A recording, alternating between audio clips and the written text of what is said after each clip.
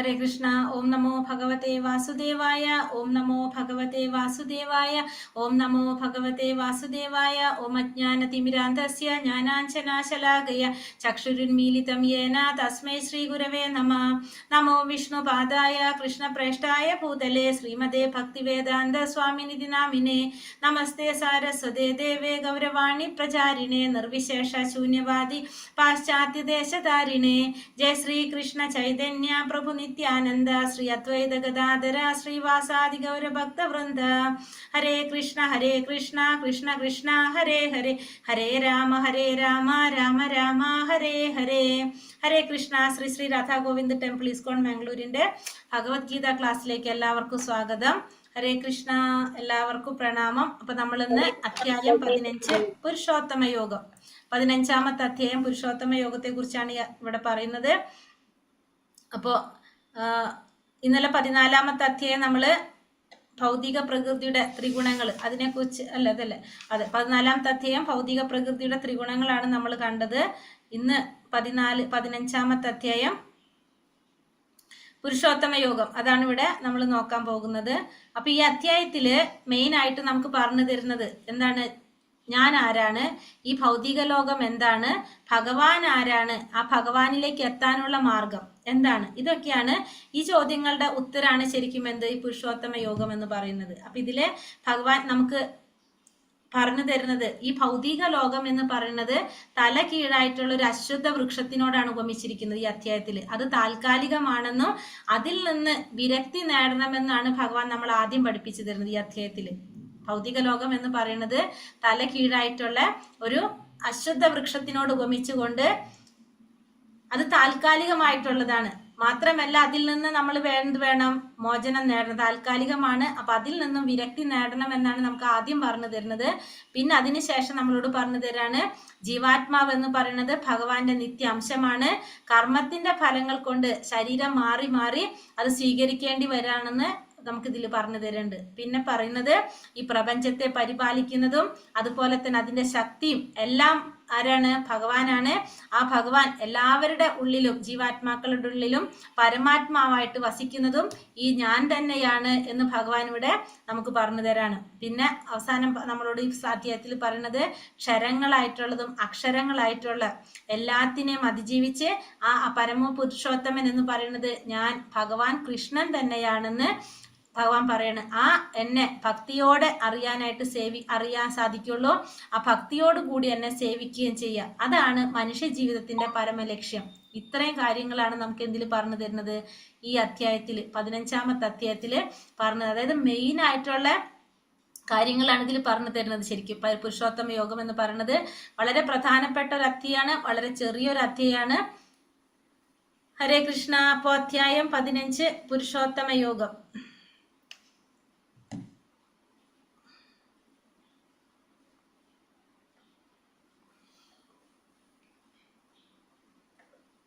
ശ്രീ ശ്രീ രാധാ ഗോവിന്ദ് കി ജയ്, ശ്രീല പ്രഭുപാദ് കി ജയ്.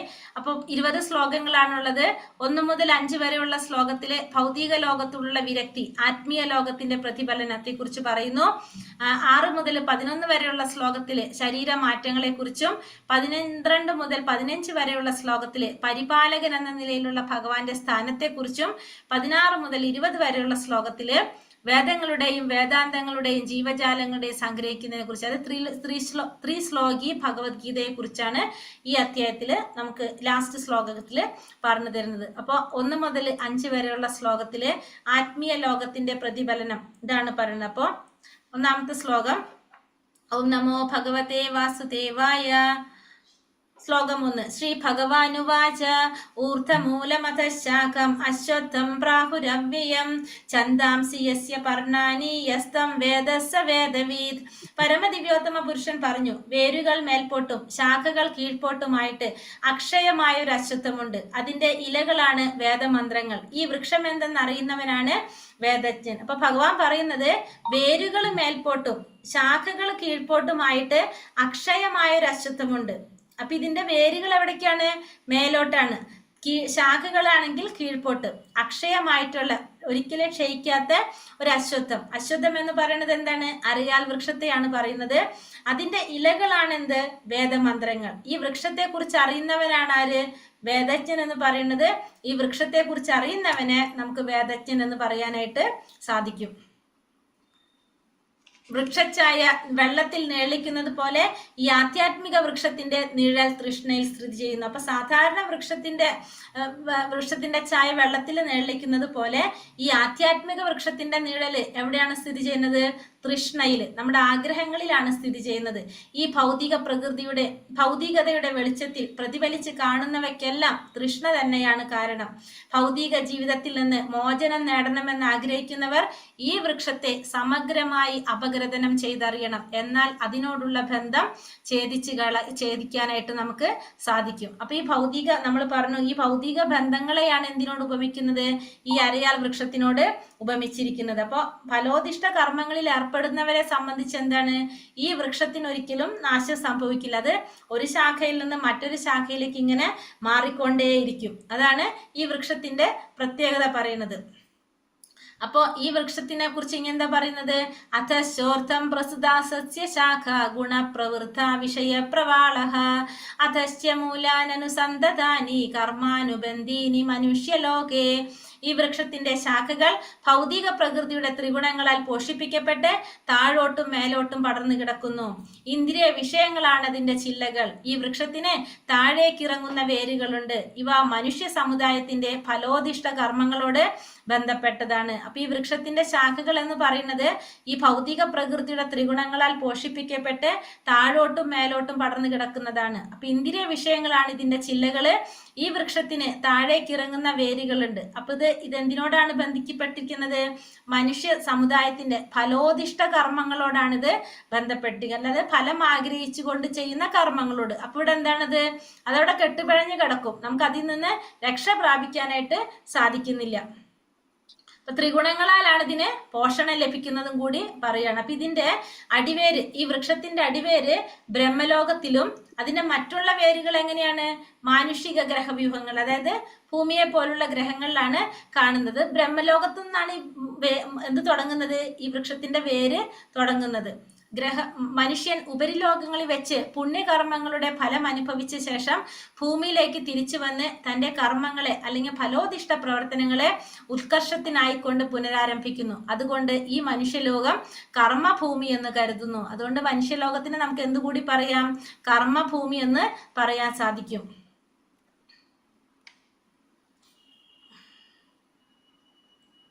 അപ്പൊ ഈ വൃക്ഷത്തിന്റെ ഇപ്പൊ നമ്മൾ ഈ പറഞ്ഞ കാര്യങ്ങളാണ് ഇവിടെ കൊടുത്തിരിക്കുന്നത്. ഇതിന്റെ പ്രതിഫലനത്തിന്റെ സ്ഥലം എന്ന് പറയുന്നത്, അതായത് ഇതിന്റെ യഥാർത്ഥ വൃക്ഷം ആധ്യാത്മിക ലോകത്തിലാണ്. ഇതിന്റെ നിഴലാണ് എവിടെ സ്ഥിതി ചെയ്യുന്നത്? നിഴല് തൃഷ്ണയിൽ സ്ഥിതി ചെയ്യുന്നു. അത് മേൽക്കീഴായിട്ട് മറിഞ്ഞ നിഴല് പോഷണം ലഭിക്കുന്നത് ത്രിഗുണങ്ങൾ കൊണ്ടാണ് ഇതിന് പോഷണം ലഭിക്കുന്നത്. വേര് എന്ന് പറയുന്നത് എന്താണ്? നമ്മൾ പറഞ്ഞ എവിടെ നിന്ന് തുടങ്ങുന്നത്? ബ്രഹ്മലോകത്തു നിന്ന് തുടങ്ങി അതിന്റെ ദ്വിതീയ വേരുകള് മനുഷ്യഗ്രഹ സമൂഹങ്ങളിൽ, അതായത് ഭൂലോകത്തിലൂടെ താഴോട്ട് വളർന്ന് എല്ലാ ദിശകളിലേക്കും വ്യാപിച്ചു കിടക്കാണ്. ശാഖകൾ എന്ന് പറയുന്നത് മുകളിലും താഴെയുമുള്ള 14 ഗ്രഹവ്യൂഹങ്ങളിലെ വിവിധ ജീവജാലങ്ങളോ, ഏറ്റവും താഴെ മനുഷ്യര്, കുതിര, പശു, നായ, പൂച്ച മുതലായ ജീവികൾ അധിവസിക്കും.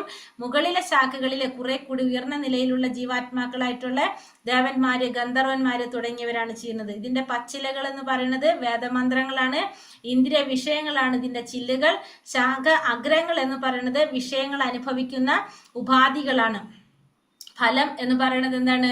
ജീവാത്മാക്കൾ ചെയ്തു പോകുന്ന കർമ്മങ്ങളുടെ പ്രതികരണങ്ങൾ. ജീവജാലത്തിന്റെ പങ്കാളിത്തം എന്ന് പറയുന്നത് ഇതൊരു ശാഖയിൽ നിന്ന് മറ്റൊരു ശാഖയിലേക്ക് മാറിക്കൊണ്ടേയിരിക്കും. ഇതിനൊരിക്കലും ആരംഭമോ അവസാനമോ അടിസ്ഥാനമോ നമുക്ക് കണ്ടെത്താനായിട്ട് സാധിക്കില്ല.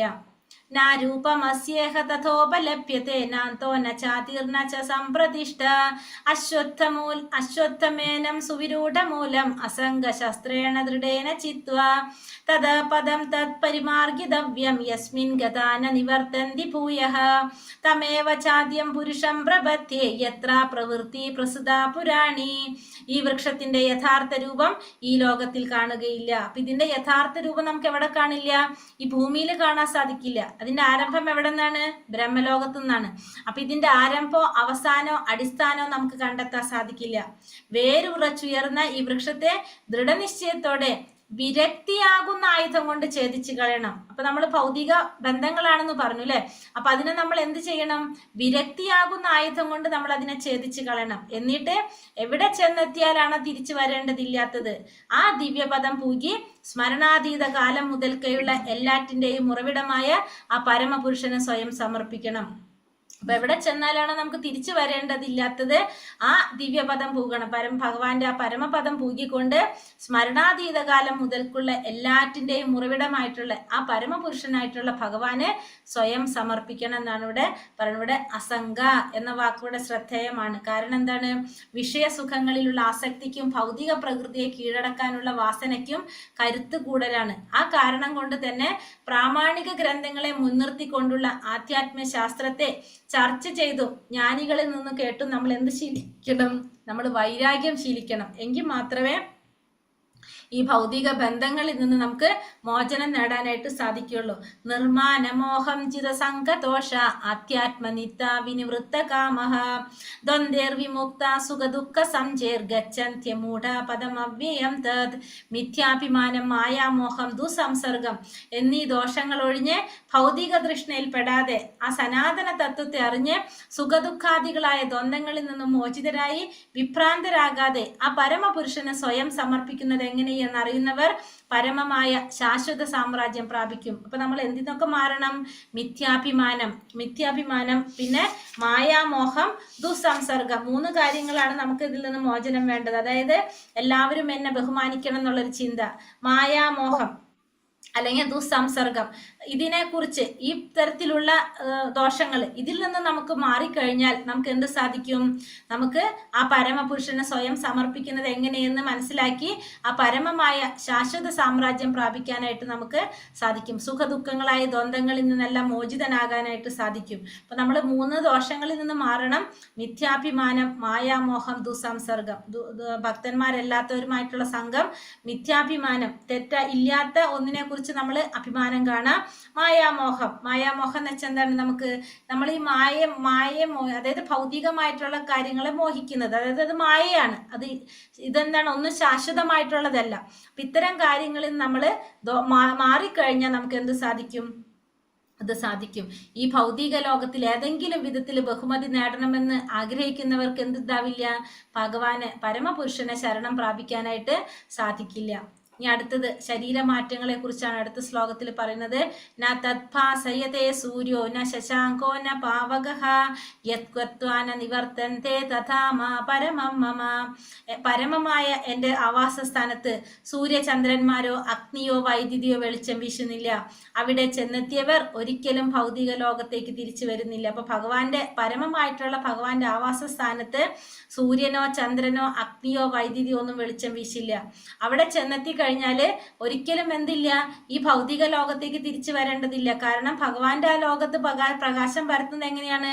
ഭഗവാന്റെ ആ ബ്രഹ്മജ്യോതിയിൽ നിന്നാണ്. സ്വയം പ്രകാശിതങ്ങളാണ് ഭഗവാന്റെ ലോകം.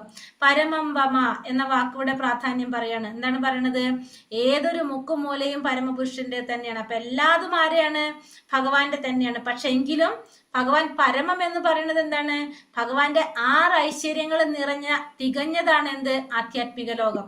ഈ ഭൗതിക ലോകം, ആത്മീയ ലോകം എല്ലാം ഭഗവാന്റെ ആണ്.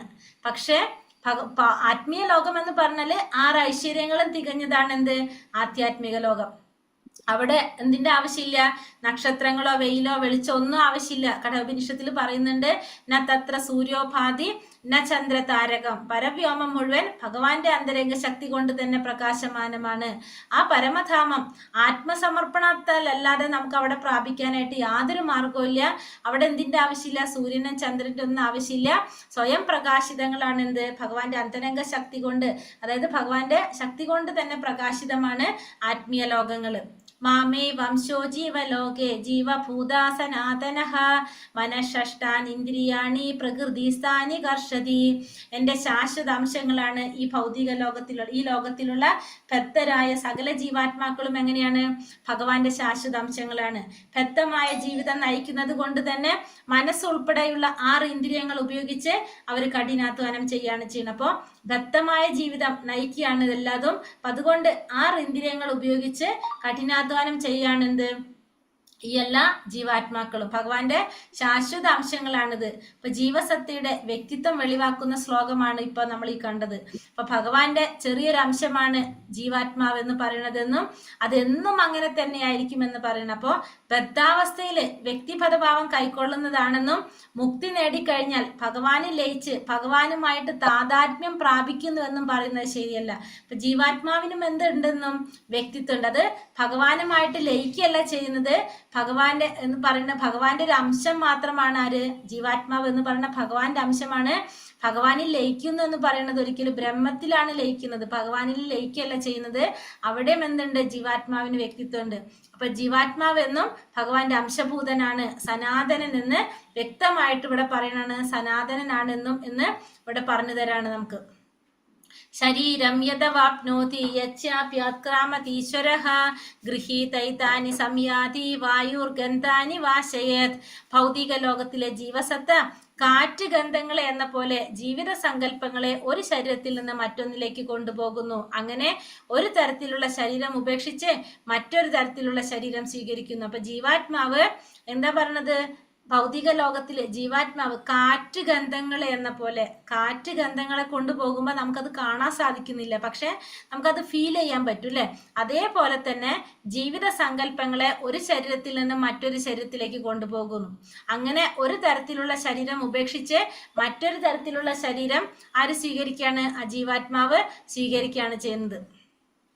ഇവിടെ ജീവാത്മാവിനെ ഈശ്വരൻ പറഞ്ഞിട്ടുള്ളത്, ഈശ്വരൻ എന്ന് പറഞ്ഞിട്ടുള്ളത് എന്താണ്? സ്വന്തം ശരീരത്തെ നിയന്ത്രിക്കുന്നു എന്നതിനാലാണ് എന്ന് പറയുന്നത് ജീവാത്മാവിനൂടെ ഈശ്വരൻ എന്ന് പറയുന്നത്. അപ്പൊ തനിക്ക് ഇഷ്ടമാണെങ്കിൽ ജീവാത്മാവിന് മേന്മ കൂടിയ ഒരു ശരീരം സ്വീകരിക്കാം, അതല്ലെങ്കിൽ താഴ്ന്ന തരത്തിലുള്ളത് എടുക്കാൻ സാധിക്കും. അപ്പൊ അതിനുള്ള സ്വാതന്ത്ര്യം ആർക്കുണ്ട്? ജീവാത്മാവിനുണ്ട്. അപ്പൊ ശരീരത്തിന് വരാവുന്ന മാറ്റം ജീവനെ ആശ്രയിച്ചാണ് ഇരിക്കുന്നത്. അപ്പൊ മരണസമയത്ത് താൻ സ്വയം വളർത്തിയെടുത്ത ബോധമാണെന്ത് ഇനി എടുക്കാൻ പോകുന്ന നമ്മളെ ദേഹം ദേഹം ഏതാണെന്ന് തീരുമാനിക്കുന്നത്. അപ്പോൾ നമ്മൾ പഠിച്ചിട്ടുണ്ട്, നമുക്കത് അറിയാവുന്നതാണ്. നമ്മുടെ മരണസമയത്ത് നമ്മൾ എന്തിനെ കുറിച്ചാണോ ചിന്തിക്കുന്നത് അതനുസരിച്ചാണ് നമ്മുടെ അടുത്ത ശരീരം തീരുമാനിക്കപ്പെടുന്നത്. അപ്പൊ ജീവാത്മാവിന് വേണമെങ്കിൽ മേന്മ കൂടിയ ശരീരം സ്വീകരിക്കാം, അതല്ലെങ്കിൽ താഴ്ന്ന തിരഞ്ഞെടുക്കാം. തീരുമാനിക്കാനുള്ള സ്വാതന്ത്ര്യം ആർക്കുണ്ട്? ജീവാത്മാവിനുണ്ട്. അത് കൊടുക്കണോ വേണ്ടെന്ന് തീരുമാനിക്കുന്നത് ആരാണ്? ഭഗവാനാണ്. ജീവാത്മാവിന് ആഗ്രഹിക്കാം, അതിനുള്ള സ്വാതന്ത്ര്യം ജീവാത്മാവിനുണ്ട്. പക്ഷെ അതിന് വേണോ വേണ്ടെന്ന് ആര് തീരുമാനിക്കും? ഭഗവാനാണത് തീരുമാനിക്കുന്നത്. ശ്രോത്രം ചക്ഷു സ്പർശനം ച രസനം ഘ്രാണമേവ ച അധിഷ്ഠായ മനശ്ചായം വിഷയാനുപസേവതേ. ഇപ്രകാരം മറ്റൊരു സ്ഥൂല ശരീരം കൈക്കൊള്ളുന്ന ജീവസത്ത മനസ്സിനിണങ്ങിയ 5 ഇന്ദ്രിയങ്ങൾ കണ്ണ്, ചെവി, നാക്ക്, മൂക്ക്, ത്വക്ക് എന്നിവ സ്വീകരിക്കുകയും അവയിലൂടെ ഒരു കൂട്ടം ഇന്ദ്രിയ വിഷയങ്ങളെ ആസ്വദിക്കുകയും ചെയ്യുന്നു. അപ്പൊ ഇപ്രകാരം മനസ്സിനിണങ്ങിയ ഒരു ഇപ്രകാരം അപ്പൊ എന്താണ് നമ്മൾ പറഞ്ഞു? വേറൊരു ശരീരം സ്വീകരിക്കുന്നു. അങ്ങനെ വേറൊരു ശരീരം സ്വീകരിക്കുമ്പോൾ ഈ ജീവാത്മാവ് എന്താണ്? ആ ശരീരത്തിൽ ഇരുന്നു കൊണ്ട് വീണ്ടും ഈ പറഞ്ഞ 5 ഇന്ദ്രിയങ്ങൾ ഉപയോഗിച്ചുകൊണ്ട് എന്ത് ചെയ്യും? വീണ്ടും ഇന്ദ്രിയ വിഷയങ്ങൾ ആസ്വദിക്കാനായിട്ട് ശ്രമിക്കും. അപ്പൊ വേറൊരു സ്ഥൂല ശരീരം കൈക്കൊണ്ടതിന് ശേഷം ഈ ജീവാത്മാവ് വീണ്ടും എന്ത് ചെയ്യാണ്? ഇന്ദ്രിയ വിഷയങ്ങൾ ആസ്വദിക്കുകയാണ് ചെയ്യുന്നത്. അവബോധം സ്വതേ വെള്ളം പോലെ വിശുദ്ധമാണ്. അപ്പൊ വെള്ളം പോലെ വിശുദ്ധമാണ് അവബോധം എന്ന് പറയുന്നത്. ആ വെള്ളത്തിൽ ഏതെങ്കിലും നിറം ചേർത്താലോ അത് ആ വെള്ളം ആ നിറത്തിലായിട്ട് മാറും. അതേപോലെ തന്നെയാണ് ജീവാത്മാവ് വിശുദ്ധമായി കഴിഞ്ഞാൽ അവബോധം വിശുദ്ധമായിരിക്കും. അപ്പൊ ഭൗതിക ഗുണങ്ങളുടെ സമ്പർക്കം കൊണ്ടാണ് എന്തിന് മാറ്റം വരുന്നത്? ഈ അവബോധത്തിന് മാറ്റം വരുന്നത്. ഉത്ക്രാമന്തം സ്ഥിതം വാപി ഭൂഞ്ചാനാം വാ ഗുണാനിതം വിമൂഢാനാനു പശ്യന്ത്യാജ്ഞാന ചക്ഷുഷ. ജീവാത്മാവ് എങ്ങനെ ഈ ശരീരം വിട്ടുപോകുന്നെന്നോ ഗുണങ്ങളുടെ ആകർഷണത്തിന് വഴിപ്പെട്ട് ഏതു തരം ശരീരത്തെയാണ് സ്വീകരിച്ച് അനുഭവിക്കുന്നതെന്നോ മൂഢന്മാർക്കറിയാൻ വയ്യ. ജ്ഞാനത്തിന്റെ അകക്കണ്ണ് തെളിഞ്ഞവർക്ക് ഇതെല്ലാം പ്രത്യക്ഷമാകുന്നു. അപ്പൊ ജീവാത്മാവ് എങ്ങനെയാണ് ഈ ശരീരം വിട്ടു പോകുന്നത്, അല്ലെങ്കിൽ ഗുണങ്ങളുടെ ആകർഷണത്തിന് വഴിപ്പെട്ടുകൊണ്ട് ഏത് ശരീരം ആണ് സ്വീകരിച്ച് അനുഭവിക്കുന്നത്, ഇത് ആർക്കറിയില്ല? മൂഢന്മാർക്ക് ഇതൊന്നും മനസ്സിലാവില്ല. ഇത് എങ്ങനെയുള്ളവർക്ക് അറിയുള്ളൂ? ജ്ഞാനത്തിന്റെ അകക്കണ്ണ് തെളിഞ്ഞവർ. തെളിഞ്ഞവർക്ക്, ജ്ഞാനത്തിന്റെ അകത്തണ്ണ് തെളിഞ്ഞവർക്ക് മാത്രമേ ഇത് മനസ്സിലാകുള്ളൂ. മൂഢന്മാർക്ക് ഇതിനെക്കുറിച്ച് മനസ്സിലാക്കാനായിട്ട് സാധിക്കില്ല. ജ്ഞാന ചക്ഷുഷ എന്ന വാക്ക് ഇവിടെ ശ്രദ്ധേയമാണ്. ആധ്യാത്മിക ജ്ഞാനം വളർത്തിയെടുത്തവർ ശരീരത്തിൽ നിന്ന് വ്യത്യസ്തമാണ് ആത്മാവെന്നും ശരീരങ്ങൾ മാറി മാറി എടുത്തുകൊണ്ടിരിക്കുന്നെന്നും പലതരത്തിൽ ആസ്വദിക്കുന്നുവെന്നും കണ്ടറിയാം. ഭക്തനായ ജീവസത്തയ്ക്ക് ഭൗതികമായ അസ്തിത്വത്തിൽ എത്രമാത്രം ക്ലേശം അനുഭവപ്പെടുന്നു എന്നത് അത്തരം ഒരു ജ്ഞാനിക്ക് അറിയാൻ സാധിക്കും. അതുകൊണ്ടാണ് കൃഷ്ണാവബോധം പൂർണ്ണമായി വികസിപ്പിച്ചവർ സാമാന്യ ജനങ്ങൾക്ക് അറിവ് പകർന്നു കൊടുക്കാനാവുന്നത്ര ശ്രമിക്കുന്നത്. അപ്പോൾ ഇവിടെ പറഞ്ഞെന്താണ്? ആധ്യാത്മിക ജ്ഞാനം വളർത്തിയെടുത്തവർക്ക് മനസ്സിലാക്കാൻ സാധിക്കും ശരീരത്തിൽ നിന്ന് വ്യത്യസ്തമാണ് ആത്മാവ്, ശരീരം മാറിക്കൊണ്ടേയിരിക്കും എന്ന് ആർക്കറിയാം? ഈ ജ്ഞാനം നേടിയവർക്ക് അറിയാൻ സാധിക്കും. അപ്പോ അതുകൊണ്ടാണ് എന്ത് അറിയുന്നത്? ആ ജ്ഞാനം നേടിയവർക്കറിയാം ഈ ജീവാത്മാക്കള് ഈ ഭൗതികമായ അസ്തിത്വത്തില് എത്രത്തോളം ക്ലേശങ്ങൾ അനുഭവിക്കുന്നുണ്ട് വരുന്നുള്ളത്. അതുകൊണ്ടാണ് അവരെന്ത് ചെയ്യുന്നത്? മറ്റുള്ളവരിലേക്കും ഈ കൃഷ്ണാവബോധം എത്തിക്കാനായിട്ട് ശ്രമിക്കുന്നതിന്റെ മെയിൻ കാരണം എന്തുകൊണ്ടാണ്? ഇത് മനസ്സിലാക്കി, ഈ ഒരു സത്യം മനസ്സിലാക്കിയത് കൊണ്ടാണ് എല്ലാവരിലേക്കും കൃഷ്ണാവബോധം പകർത്താനായിട്ട്, സാധാരണ ജനങ്ങളിലേക്ക് പകരാനായിട്ട് എല്ലാവരും ആവുന്നത്ര ശ്രമിക്കുന്നത്. യദന്തോ യോഗിനൈശ്ചന്യം പശ്യന്ത്യാത്മന്യവസ്ഥിതം യദന്തോപ്യകൃതാത്മാനോ നൈനം പശ്യന്ത്യ ചേതസ. ആത്മസാക്ഷാത്കാരം ലഭിച്ച് എപ്പോഴും യത്നിച്ചു കൊണ്ടിരിക്കുന്ന അതീന്ദ്രിയവാദികൾക്ക് ഇതെല്ലാം വ്യക്തമായി കാണാൻ സാധിക്കും. മനോവികാസം പ്രാപിക്കാത്തവർക്കും ആത്മസാക്ഷാത്കാരം ലഭിക്കാത്തവർക്കും എത്ര ശ്രമിച്ചാലും എന്താണ് സംഭവിക്കുന്നതെന്ന് മനസ്സിലാക്കാൻ സാധിക്കില്ല. അപ്പൊ ആത്മസാക്ഷാത്കാരം ലഭിച്ച് എപ്പോഴും യത്നിച്ചു കൊണ്ടിരിക്കുന്ന അതീന്ദ്രിയവാദികൾക്ക് എന്തറിയാൻ സാധിക്കും? ഇതൊക്കെ എന്താണ് സംഭവിക്കുന്നത് എന്നുള്ളത് വ്യക്തമായിട്ട് അറിയാൻ സാധിക്കും. പക്ഷെ മനോവികാസം പ്രാപിക്കാത്തവർക്ക്, ആത്മസാക്ഷാത്കാരം നേടാത്തവർക്ക് അവരെത്ര ശ്രമിച്ചാലും എന്താണ് സംഭവിക്കുന്നതെന്ന് മനസ്സിലാക്കാനായിട്ട് അവർക്ക് കഴിയില്ല. ഇവിടെ യോഗിന എന്ന പദത്തിന് പ്രാധാന്യമുണ്ട്. ഇന്ന് യോഗികൾ എന്ന് പറയുന്ന പലരും എന്താണ്? യോഗികൾ എന്നറിയപ്പെടുന്ന സംഘടനയുണ്ട്, യോഗികളുമുണ്ട്. പക്ഷേ ആത്മസാക്ഷാത്കാരത്തെ സംബന്ധിച്ചിടത്തോളം രണ്ടുപേരും എന്താണ്? അന്ധതയിലാണ്. കാരണം അവര് പ്രത്യേക യോഗ പദ്ധതിയെ കുറിച്ച് പ്രവർത്തിക്കുന്നുണ്ടെങ്കിലും ആത്മസാക്ഷാത്കാരം ലഭിക്കാത്തവരാണ്. അപ്പൊ എല്ലാ യോഗയുടെ ലക്ഷ്യം എന്താണ്? ഭഗവാനെ കുറിച്ച് അറിയാം, ഭഗവാനായിട്ട് ബന്ധം സ്ഥാപിക്കുക എന്നുള്ളതാണ്. പക്ഷെ ഇവർക്ക് എന്താണ്? ഇവര് ആത്മസാക്ഷാത്കാരം ലഭിക്കാത്തവരായതുകൊണ്ട് തന്നെ ഈ യോഗ പദ്ധതിയെ കുറിച്ച് പ്രവർത്തിക്കുന്നുണ്ടെങ്കിലും അവരെല്ലാവരും എങ്ങനെയാണ്?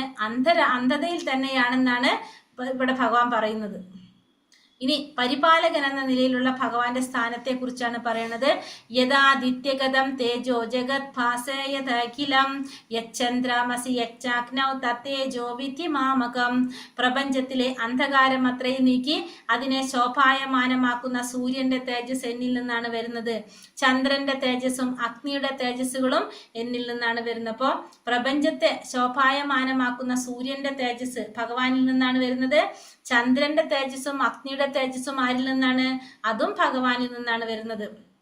ഭഗവത് കരുണയില്ലെങ്കിൽ സൂര്യചന്ദ്രന്മാർക്കാകട്ടെ അഗ്നിക്കാകട്ടെ എന്തുണ്ടാവില്ല?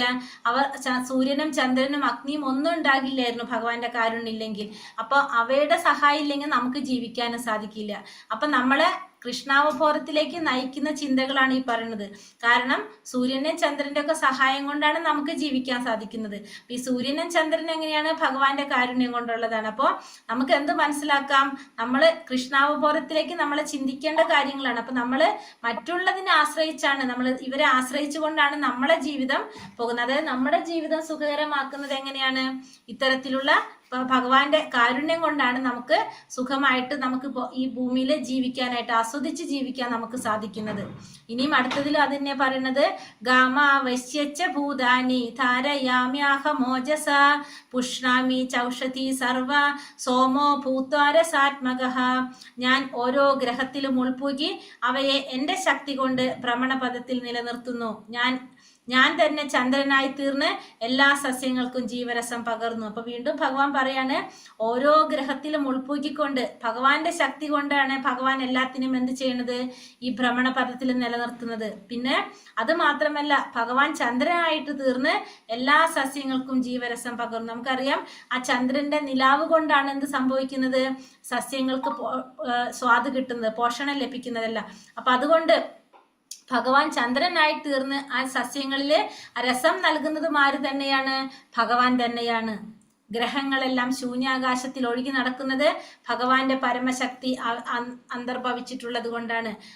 ആ ഒരു ശക്തി ഒരു പിടി മണ്ണ് എന്ന പോലെ ഓരോ ഗ്രഹത്തെയും പുലർത്തി പോരുന്നതാണ്. അതായത് ഒരാൾ കയ്യിൽ മുറുകെ പിടിച്ചിരിക്കുന്ന ഒരു മണ്ണ് താഴെ വീഴില്ല, പക്ഷെ അത് കാറ്റത്തെറിഞ്ഞാലോ അത് ചിതറിപ്പോകും.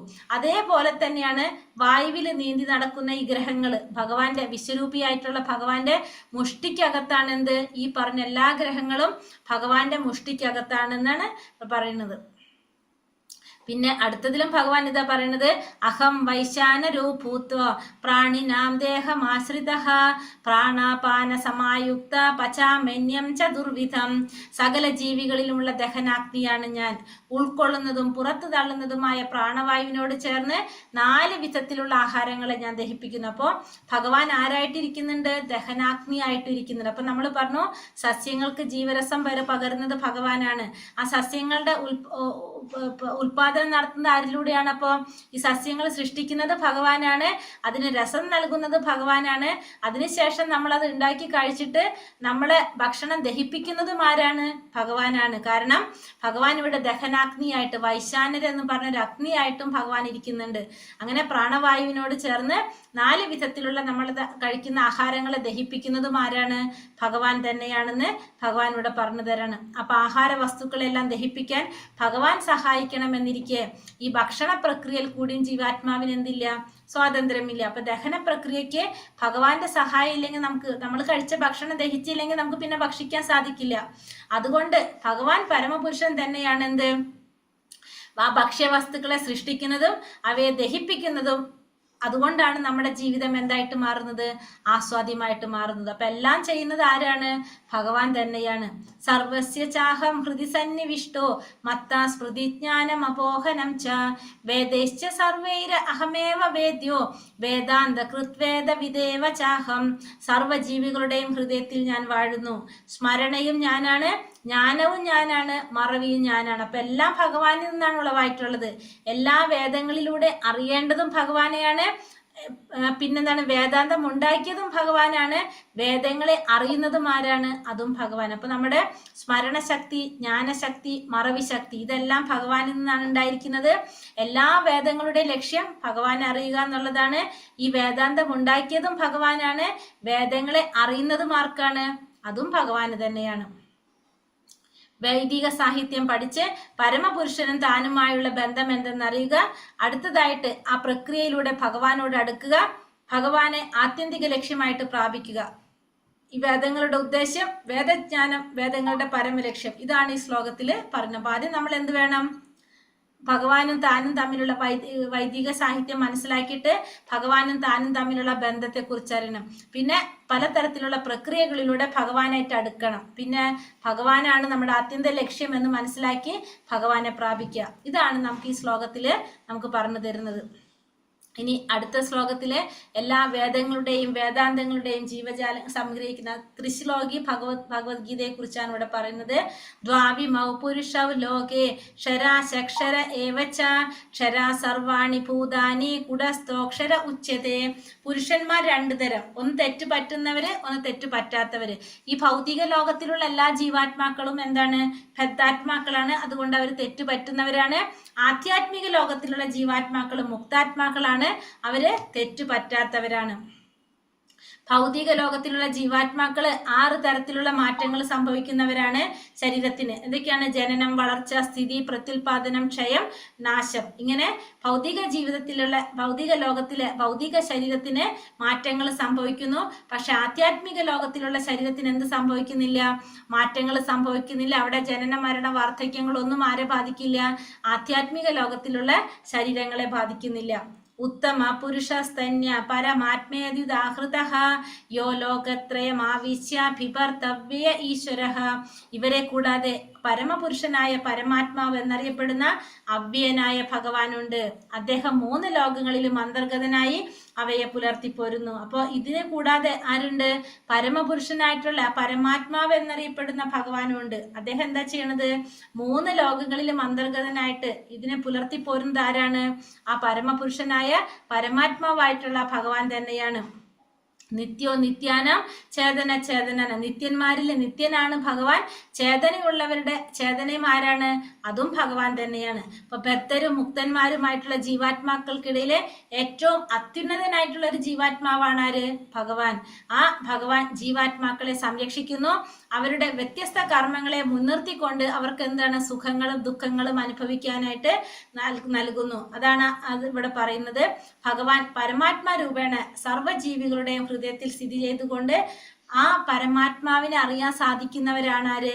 ബുദ്ധിമാനായിട്ടുള്ള വ്യക്തി. അവർക്കാണ് പരിപൂർണ ശാന്തി നേടാനായിട്ട് സാധിക്കുന്നതും അവർക്കാണ്, ഭഗവാനെ അറിയുന്നവർക്ക്. യസ്മാത് അക്ഷരമതീതോഹം അക്ഷരാതപി ചോത്തമഃ അതോസ്മി ലോകവേദേശ്ച പ്രതിഥ പുരുഷോത്തമ. ഞാൻ ഇന്ദ്രിയങ്ങൾക്ക് അതീതനും ക്ഷരങ്ങൾക്കും അക്ഷരങ്ങൾക്കും അതീതനും സർവശ്രേഷ്ഠനുമായതുകൊണ്ട് ലോകരും വേദങ്ങളും എന്നെ പരമപുരുഷോത്തമൻ എന്ന് പുകഴ്ത്തുന്നു. അപ്പൊ ഞാൻ ആരാണ്? ഇന്ദ്രിയങ്ങൾക്ക് അതീതനാണ്, ക്ഷരങ്ങൾക്കും അക്ഷരങ്ങൾക്കും അതീതനാണ്, സർവശ്രേഷ്ഠനുമാണ്. അതുകൊണ്ട് തന്നെ എല്ലാവരും എന്താ പറയണത്? പുരുഷോത്തമൻ എന്ന് പറയുന്നത്. ലോകരും വേദങ്ങളും എന്നെ എന്ത് പറയാണ്? പുരുഷോത്തമൻ എന്ന് പുകഴ്ത്തുന്നു എന്ന് ഭഗവാൻ പറയണം. അപ്പോൾ ഉത്തമ എന്ന പദം, അതായത് ഭഗവാനെ കവിക്കാനോ ഭഗവാനേക്കാൾ മുകളിലോ ഭഗവാനിലൊപ്പോ ആരും തന്നെ ഇല്ല. എല്ലാവരും ഭഗവാന്റെ താഴെയാണ് വരുന്നത്. അതുകൊണ്ടാണ് ഇവിടെ ഉത്തമ എന്ന് പറയുന്നത്. അപ്പോൾ ഇവിടെ ത്രിശ്ലോകി ഭഗവത്ഗീത എന്നാണ് 16, 17, 18 ശ്ലോകങ്ങൾ പറയുന്നത്. അതായത് 16 പറയുന്നത് എന്താണ്? 2 തരത്തിലുള്ള പുരുഷന്മാര്. ഒന്ന് തെറ്റുപറ്റുന്നവര്, ഒന്ന് തെറ്റുപറ്റാത്തവര്. ഭൗതിക ലോകത്തിലെ ജീവാത്മാക്കൾ തെറ്റുപറ്റുന്നവര്, ആത്മീയ ലോകത്തിലുള്ളവര് തെറ്റുപറ്റാത്തവര്. പിന്നെ ഭഗവാൻ 17 പറയുന്നത് ഈ രണ്ടിന്റെയും അധിപൻ ആരാണ്? ഭഗവാനാണ്. ഈ ഭഗവാൻ ഈ 3 ലോകങ്ങളിലും അന്തർഗതനായിട്ട് ഇവയെ പുലർത്തി പോരുന്നത് ഭഗവാനാണെന്ന് 17ാമത്തെ ശ്ലോകത്തിൽ പറയുന്നു. 18ാമത്തിൽ പറയുന്നത് ഭഗവാൻ കൃഷ്ണനാണ് പരമാത്മാവെന്ന് ലോകരും വേദങ്ങളും വാഴ്ത്തുന്നു. അതുകൊണ്ട് ഭഗവാനെ പുരുഷോത്തമൻ എന്ന് പറയുന്നു. അപ്പൊ കൃഷ്ണൻ ഞാനാണ്, ആ പരമാത്മാവ് ഞാനാണ്, അതുകൊണ്ട് ലോകരും വേദങ്ങളും എന്നെ പുരുഷോത്തമൻ എന്ന് വാഴ്ത്തുന്നു എന്ന് ഭഗവാൻ പറഞ്ഞു. അതാണ് 16, 17, 18 പറയുന്നത്. അപ്പൊ എല്ലാ ദേവദേവതകളും എല്ലാവരും എന്താണ്? ഭഗവാനെ വാഴ്ത്തുന്നവരും ഭഗവാൻ ആരാധിക്കുന്നവരും തന്നെയാണ്. യോമാമേവമസം മൂഢോ ജാനാതി പുരുഷോത്തമം സ സർവവിദ് ഭജതി മാം സർവഭാവേന ഭാരത. എന്നെ പരമദിവ്യോത്തമ പുരുഷനായ ഭഗവാൻ എന്ന് നിസ്സംശയം അറിയുന്നവർ എല്ലാം അറിയുന്നവരാണ് ഹേ ഭാരത. അതുകൊണ്ട് അവർ എൻ്റെ ഭക്തിരസേവനത്തിൽ പൂർണ്ണമായും മുഴുകിയിരിക്കുന്നു. അപ്പോൾ ഭഗവാനെ പരമദിവ്യോത്തമ പുരുഷനായിട്ടുള്ള ഭഗവാനാണെന്ന് നിസ്സംശയം മനസ്സിലാക്കുന്നവരാണ് എല്ലാം അറിയുന്നവർ. അങ്ങനെയുള്ളവർ എന്ത് ചെയ്തുകൊണ്ടിരിക്കും? ഭഗവാന്റെ ഭക്തിരസേവനത്തില് പൂർണ്ണമായിട്ടും മുഴുകിക്കൊണ്ടിരിക്കും.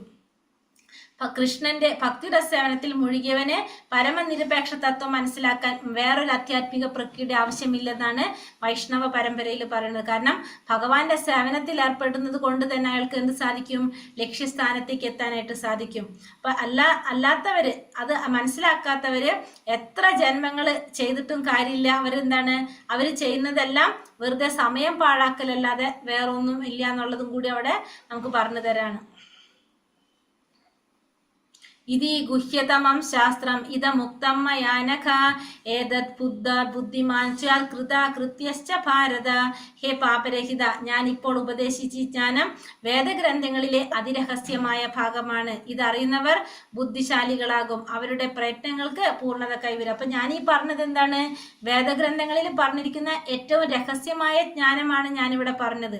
ഇതറിയുന്നവര് ബുദ്ധിശാലികളാണ്. ഇത് അറിഞ്ഞവർക്ക് എന്താണ്? അവരുടെ പ്രയത്നങ്ങൾക്ക് അവർക്ക് പൂർണ്ണത കൈവരിക്കാനായിട്ട് സാധിക്കും. ഇവിടെ അർജുനനെ വിളിക്കുന്നത് പാപരഹിത എന്നാ പറയുന്നത്. കാരണം പാപമില്ലാത്തവർക്കാണ് എന്ത് സാധിക്കുന്നത്? ഇതറിയാൻ സാധിക്കുന്നത്. അപ്പൊ ബുദ്ധിമാനും വിശുദ്ധനായിട്ട് ഏതൊരാളും കൃഷ്ണാവബോധം ഉൾക്കൊള്ളുകയും ഭഗവത് സേവനം അനുഷ്ഠിക്കുകയും വേണം. കൃഷ്ണനെ മനസ്സിലാക്കി ഭക്തിയുടെ സേവനത്തിൽ ഏർപ്പെടാത്തോടത്തോളം കാലം സാമാന്യ ദൃഷ്ടിയിൽ അയാൾ ബുദ്ധിമാനാണെങ്കിലും അയാളെ നമുക്ക് എന്തായിട്ട് പറയാൻ പറ്റില്ല? ബുദ്ധിമാനായിട്ട് അംഗീകരിക്കാൻ സാധിക്കില്ല. പിന്നെ അതുപോലെ തന്നെ ഇവിടെ പറയണു, അർജുനനെ ഇവിടെ അനഘ എന്ന് സംബോധന ചെയ്തിരിക്കുന്നത്. പാപമില്ലാത്തവൻ എന്നാണ് അതിന്റെ അർത്ഥം. അനഘ, എല്ലാ പാപ പ്രതികരണങ്ങളിൽ നിന്നും മുക്തനായി കഴിയാതെ ഒരാൾക്ക് എന്ത് സാധിക്കില്ല? ഭഗവാൻ അറിയാനായിട്ട് സാധ്യമല്ല എന്നാണ് ഇവിടെ പറയുന്നത്. ഒരിക്കലും ഭഗവാൻ എങ്കിലും നമ്മൾ ഒരിക്കല് ഭക്തിയുത സേവനത്തിൽ ഏർപ്പെട്ട് കഴിഞ്ഞാല് സ്വാഭാവികമായിട്ട് നമുക്ക് എന്ത് സാധിക്കും? ആ പാപരഹിതന്റെ നിലയിലേക്ക് നമുക്ക് എത്താനായിട്ട് സാധിക്കും. കാരണം അത്രമേൽ വിശുദ്ധമായിട്ടുള്ളതാണ് എന്ത്? ഭക്തിയുത സേവനം എന്ന് പറയാം. അപ്പൊ ഭക്തിയുത സേവനം ചെയ്തു കഴിഞ്ഞാൽ നമുക്ക് പരിശുദ്ധരാക്കും. നമ്മള് ആ പാപരഹിതന്റെ നിലയിലേക്ക് നമുക്ക് എത്താനായിട്ട് സാധിക്കും. അപ്പൊ അത്രയും ശ്രേഷ്ഠമായതാണ് എന്ത്? ഭക്തിയുത സേവനം ചെയ്യാന്നുള്ളത്, ഭഗവാന് സേവനം ചെയ്യാന്നുള്ളത് അത്രയും ശ്രേഷ്ഠമായിട്ടുള്ള കാര്യമാണ്. കൃഷ്ണാവബോധത്തിൽ ഇല്ലാതെ അല്ലെങ്കിൽ ഭക്തിയുത സേവനം ചെയ്യാത്ത ഒരാളെ നമുക്ക് എന്ത് പറയാൻ സാധിക്കില്ല. അയാളെ കണ്ടാൽ നമുക്ക് ബുദ്ധിമാനാണെന്ന് തോന്നാം, പക്ഷെ അയാളെ ബുദ്ധിമാനായിട്ട് അംഗീകരിക്കാൻ സാധിക്കില്ല. കാരണം ഏറ്റവും ശരിയായ ശ്രേഷ്ഠനായ ബുദ്ധിമാൻ എന്ന് പറയുന്നത് ആരാണ്? ഭഗവാൻ അറിയുന്നവനാണ്, ഭഗവാനെ സേവനം ചെയ്യുന്നവനാണ് ശരിയായ ബുദ്ധിമാൻ എന്നാണ് പറയുന്നത്. ഹരേ കൃഷ്ണ കൃഷ്ണ കൃഷ്ണ ഹരേ ഹരേ.